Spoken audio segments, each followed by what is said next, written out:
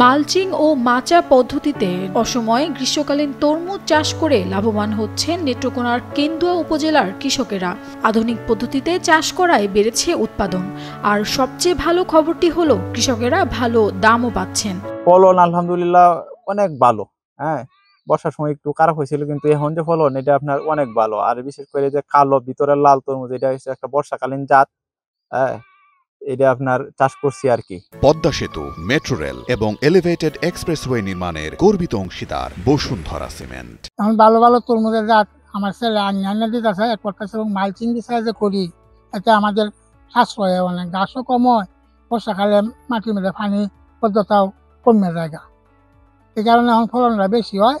ঠিক সেরকমই ভালো ফলন ও সন্তোষজনক দাম পাওয়ায় এই তরমুজ চাষে এখন গ্রামের অন্য কৃষকেরাও আগ্রহী হয়ে উঠেছে। সুমন এবং সাইম এরা বছর ইনশাল্লাহ অনেক চাষ করেছে এবং ব্যাপক ফলন হয়েছে।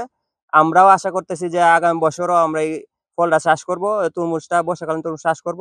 আমি লেখাপড়ার পাশাপাশি এটা করার জন্য ইনশাল্লাহ উদ্বুদ্ধ হয়েছি, করতে ইচ্ছুক, মানে করব। আমার বাঁচতে জামাইলাম, আমরাও আগামীতে পরিস্থিতি নিছি, আমরা করবো, তরমুজ করবো। এদিকে তরমুজ চাষে কৃষকদের প্রয়োজনীয় পরামর্শ ও সহায়তা দেওয়া হয়েছে বলে জানিয়েছেন উপজেলা কৃষি কর্মকর্তা।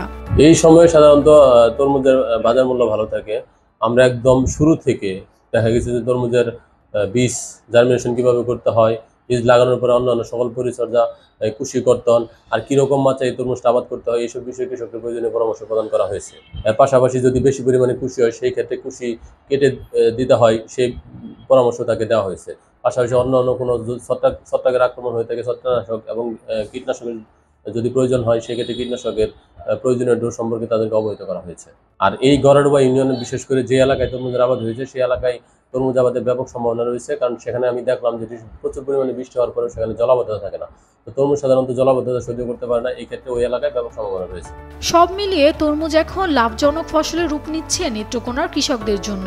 তারা বলেছেন সহায়তা পেলে ভবিষ্যতে আরো বড় পরিসরে এই তরমুজ চাষে নামবেন তারা। Nafisa Tasnim Ridhika, Daily Sun.